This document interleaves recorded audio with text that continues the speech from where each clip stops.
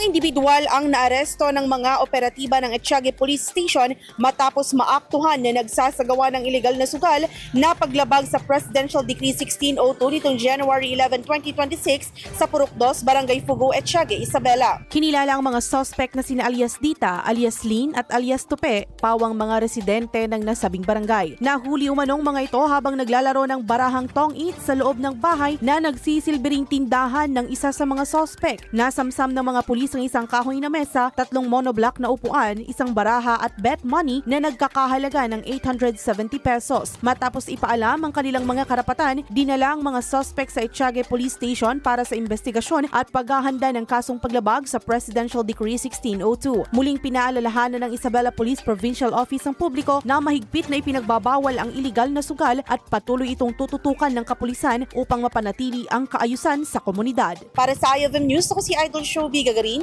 Idol! IFM News.